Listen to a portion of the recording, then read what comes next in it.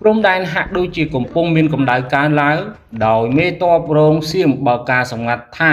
យើងនឹងយកប្រាសាទតាក្របីមកវិញដោយមានផ្លូវពីកម្ពុជាឲ្យយ៉ាងលឿនប៉ុន្តែអាចនឹងត្រូវមាន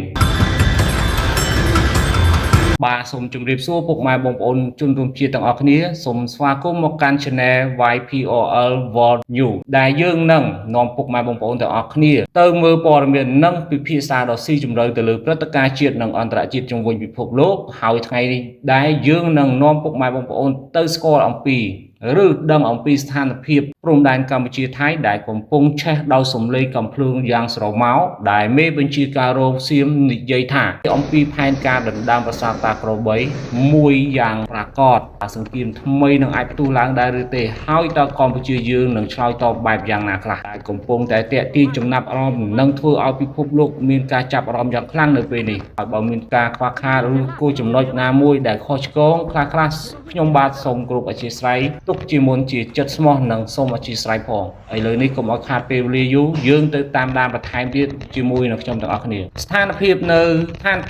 ព្រំដែនកម្ពុជាសៀមជុំវិញប្រាសាទតាក្របីបានកើនឡើងកម្ដៅយ៉ាងខ្លាំងឡើងវិញបន្ទាប់ពីមេបញ្ជាការរងភូមិភាគ2នៃកងទ័ពសៀមលោកនុតសារិនបានចេញមកបង្ហាញយុទ្ធសាស្ត្រច្បាស់លាស់ចំនួន2យ៉ាងដើម្បីដណ្ដើមយកប្រាសាទបុរាណខ្មែរប្រាសាទតាក្របីដ៏សំខាន់មួយនេះទៅវិញការលើកឡើងនេះបានកើតឡើងនៅក្នុងសិក្ខាសាលាពីសន្តិសុខព្រំដែនដែលរៀបចំធ្វើនៅមហាវិទ្យាល័យគ្រប់គ្រង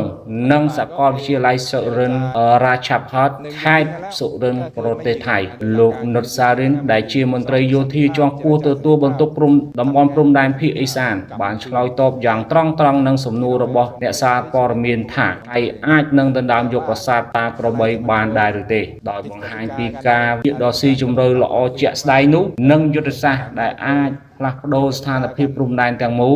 ដីមិនណោយផលផងនិងការបាត់បង់ដ៏ធំធេងក្នុងសង្គ្រាមឆ្នាំ2025លោកនុតសារិនបានចាប់ផ្ដើមដោយវិភាគភូមិសាស្ត្រជាក់ស្ដែងនៃប្រាសាទតាក្របីដែលស្ថិតនៅក្នុងខេត្តឧត្តរមានជ័យប្រទេសកម្ពុជារបស់យើងពុកម៉ែបងប្អូនដែលជាប់នឹងព្រំដែនសុរិនប្រទេសថៃនោះលោកក៏បានបញ្ជាក់ថានៅបរិវេណប្រាសាទនេះមានលក្ខណៈខ្ពស់ដីធន់និងផ្លូវចូលដ៏លំបាកដែលមិនអំណោយផលសម្រាប់កងទ័ពសៀមក្នុងការវាយលុកក្នុងឆ្លើយនោះទេជាក់ស្ដែងក្នុងសង្គ្រាមរយៈពេល5ថ្ងៃកាលពីខែកក្កដាឆ្នាំ2025កងទ័ពសៀមបានប៉ុនប៉ងយកប្រាសាទនេះឲ្យកម្លាំងដោយផ្ទាល់ប៉ុន្តែបរាជ័យយ៉ាងខ្លោចសារម៉ែបងប្អូនដោយសារតែកងទ័ពកម្ពុជាបានការពារយ៉ាងរឹងមាំជាមួយនឹងទីតាំងដ៏ខ្ពស់នេះនិងបានការប្រើប្រាស់អាវុធទំនើបផងលោកក៏បានប៉ាន់ស្មានថាការវាយសម្រុកចូលឆ្លងឆ្លើយដោយគ្មានយុទ្ធសាស្ត្រទាហានសៀមរាប់រយនាក់អាចនឹងស្លាប់ឬរងរបួសធ្ងន់ធ្ងរដែរដែលជាការបាត់បង់ដែលរដ្ឋាភិបាលសៀមមិនអាចទទួលយកបានឡើយទាំងផ្នែកមនុស្សធម៌និងនយោបាយនេះគឺជាមេរៀនដ៏ជូរចត់ពីសង្គ្រាមមុនដែលសៀមបាត់បង់ទាហានជាច្រើនអ្នកដែលកម្ពុជារក្សាការគ្រប់គ្រងប្រាសាទនេះបានយ៉ាងមុតមាំល្អជំរើសទី1ដែលលោកណាស៊ីនបានបង្ហើបថាវាយលុកភ្លាមដោយប្រើកម្លាំងយោធាលឿនប៉ុន្តែហូរឈាមខ្លាំងជំរើសដំបូងដែលលោកនុតសារិនបានគូសបញ្ជាក់នេះគឺការដណ្ដើមយកប្រាសាទតាក្របីដោយផ្ទាល់និងភ្លាមដោយប្រើកម្លាំងយោធាពេញលេញលោកក៏បានបញ្យល់ទៀតថាពេលនេះនឹងមានល្បឿនលឿនបំផុតដោយកងទ័ពសៀមអាចបញ្ជូន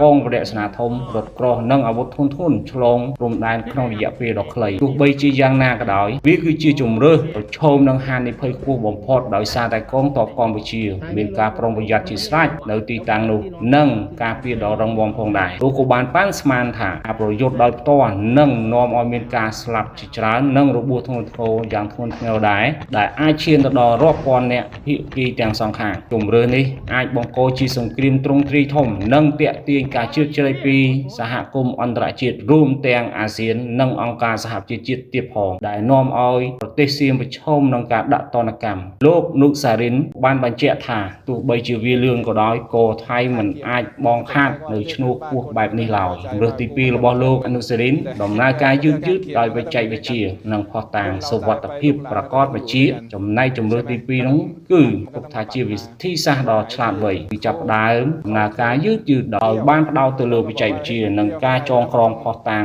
ជាថ្មីហើយនឹងរៀ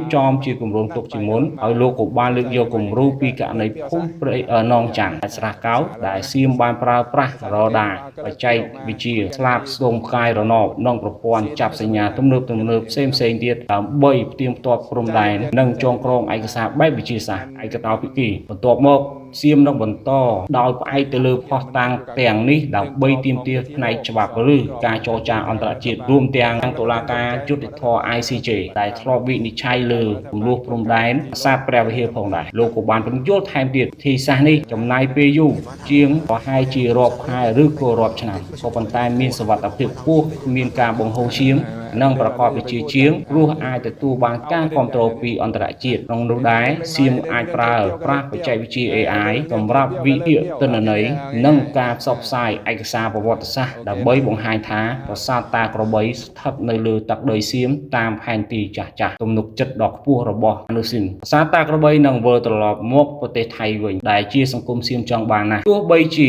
គម្រើសណាក៏ដោយលោកនុតសារិនបានបង្ហាញទំនុកចិត្តខ្ពស់ណាស់ថាប្រាសាទតាក្របីស្ថិតនៅក្នុងការគ្រប់គ្រងរបស់សៀមនៅទីបំផុត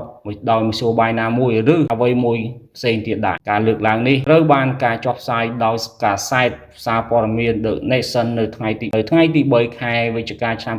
2025កន្លងទៅថ្មីនេះដែលបង្ហាញពីគោលជំហរដ៏រឹងមាំរបស់កងទ័ពសៀមស្ថានភាពនេះនឹងអាចធ្វើឲ្យមានការប្រុងប្រយ័ត្នជាស្រេចខ្ពស់ពីភាគីកម្ពុជាដែលតែងតែចាត់ទុកប្រាសាទតាក្របីគឺជាបេក្ខភណ្ឌជាតិនិងមានកងទ័ពប្រចាំការជាប្រចាំជានិច្ចដែលมันអាចទៀតម្ដងណាឡើយបើសិនបើជាសៀមមានជំរើសឬក៏ជ្រើសរើសនៅជំរើសទី2វាអាចបង្កជាចំនួនការទូតដ៏យូរអង្វែងឬខណៈដែលជំរើសទី1អាចនឹងផ្ទុះសង្គ្រាមឡើងវិញផងដែរសូមតាមដានស្ថានភាពឲ្យបានដិតដល់ព្រោះវាអាចនឹងជះឥទ្ធិពលទៅដល់សន្តិសុខតំបន់ទាំងមូលផងដែរបងប្អូនពុកម៉ែបងប្អូនទាំងអស់គ្នាអរគុណសូមអរគុណចំពោះពេលវេលាដ៏មានតម្លៃរបស់ពុកម៉ែបងប្អូនទាំងអស់គ្នាដែលបានចំណាយពេលស្ដាប់និងតាមដាននៅព័ត៌មានវីដេអូមួយនេះសូមជាចុងក្រោយសូមបញ្ជាក់ដល់ពុកម៉ែបងប្អូនទាំងអស់គ្នាតាមដាននៅព័ត៌មានដែលមានប្រយោជន៍និងវិភាគឲ្យបានស៊ីជម្រៅកុំឲ្យចាញ់បោកពួកអ្នកដែលបំផុសបំផុល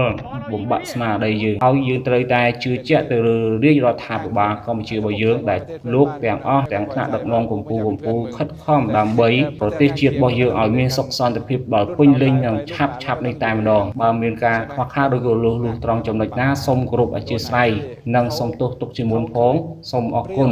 ហើយបើសិនជាមានការពេញចិត្តសូមជួយចុច Subscribe និង Like ចែករំលែកវីដេអូម្នាក់មួយដើម្បីជាការលើកទឹកចិត្តនិងទទួលបានវីដេអូព័ត៌មានជាបន្តទៀតសូមជួបគ្នានៅវីដេអូក្រោយៗទៀតសូមអរគុណសូមជម្រាបលាពីខ្ញុំ YPOL World News